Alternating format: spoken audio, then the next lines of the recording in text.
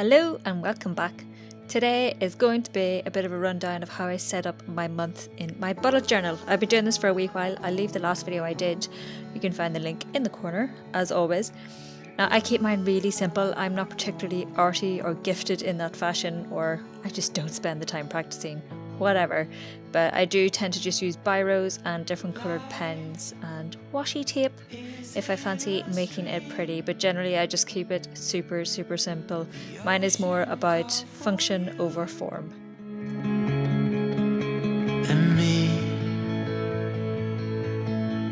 still I'm in this game. I'm still really enjoying keeping my monthly sort of list or calendar really simple. So I'll just mark out the name and then I'll run the numbers down the centre as well as the letter of the day, so that way I can split it between my personal / work life and my blogging and YouTubing schedule. It just works really well for me. I'm not sure if you do similar or if you have something similar that might work. I'm always interested in how people set these things up, but yeah, keep it super simple.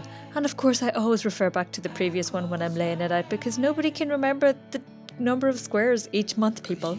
Reflect in everything.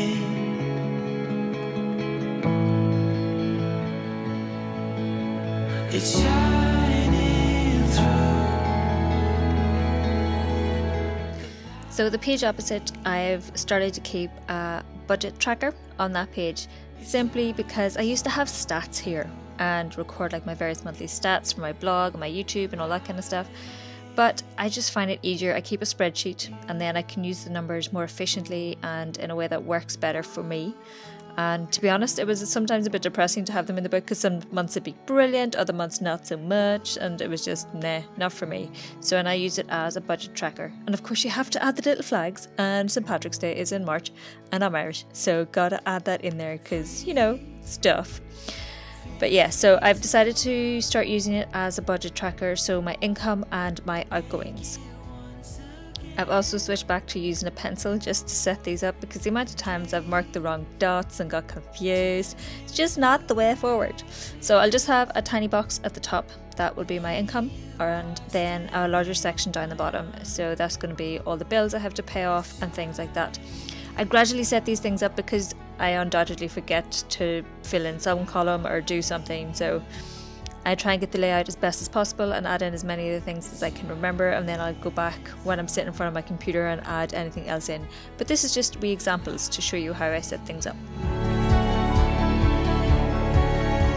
It shines so true. The light.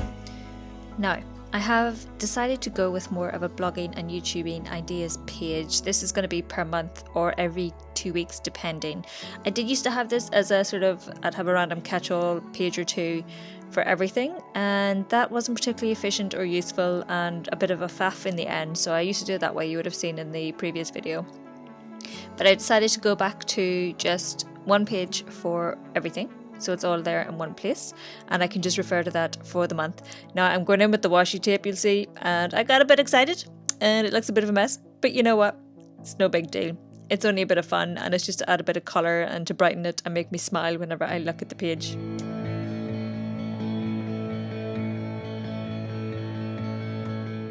You'll see I've also added a wee bit of tape to just the edge of the page to make it easier to find. Another new page is my daily to-do list / task list, you know, things that I have to do on a daily basis, and this is more for my client work.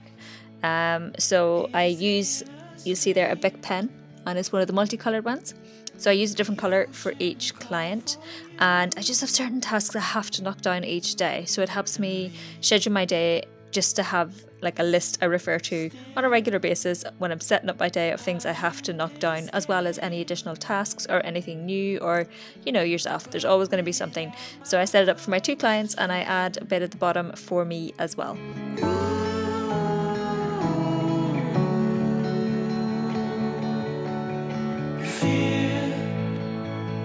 It's leaving now.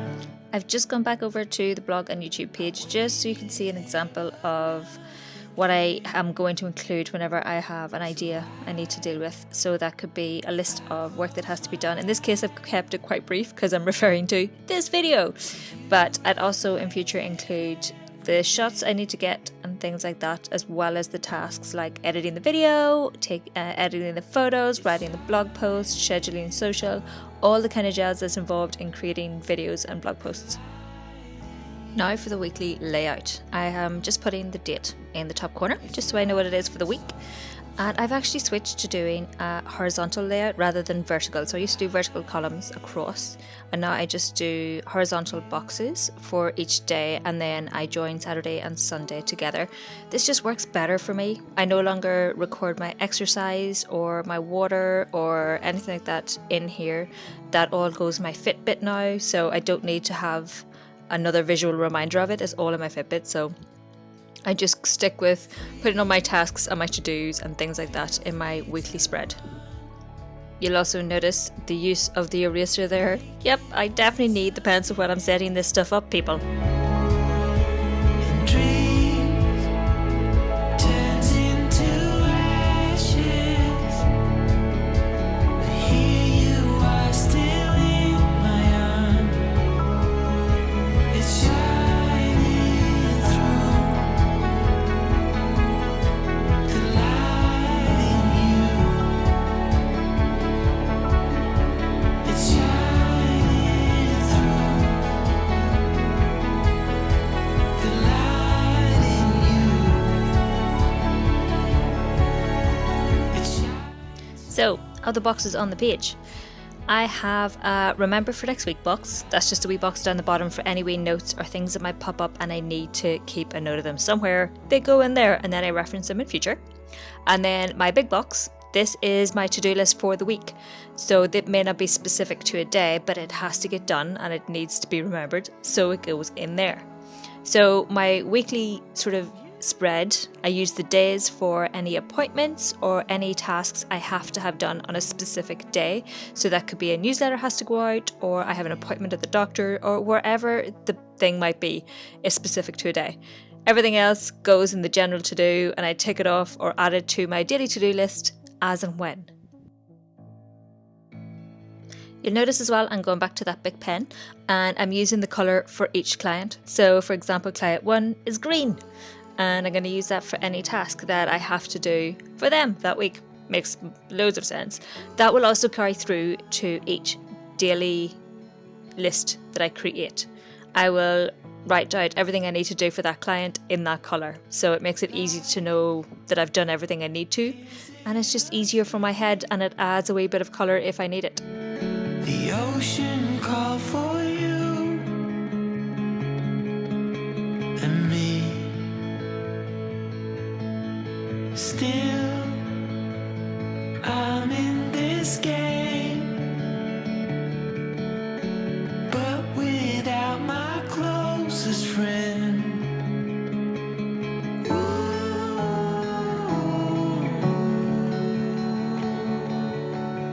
Fear, it's leaving. Now, I'm just going back and filling in some of the sections, just so you can see what it looks like while it's actually in use and it's been completed a wee bit rather than just bare pages. I'm also going to add in wee bits that I might have forgotten, like the extra column I put in when I'm doing my budget, just so I have a section at the end to tick off when a bill has been paid or when I've received payment, things like that. It's shining through. I also love the fact that I can take off washi tape and stick it back on straight again because, you know, sometimes it just doesn't go on right the first time.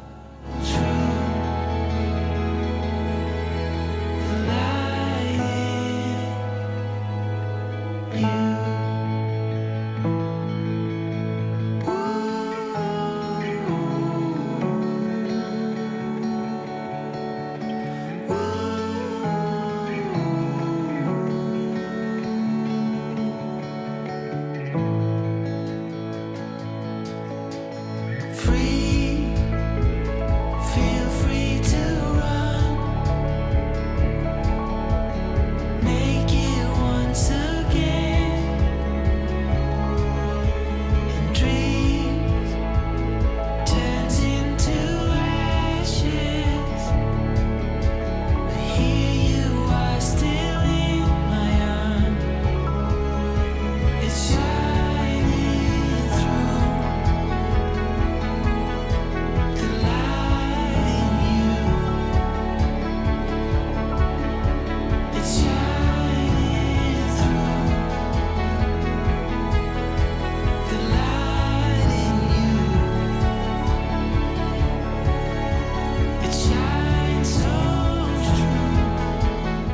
And that's it.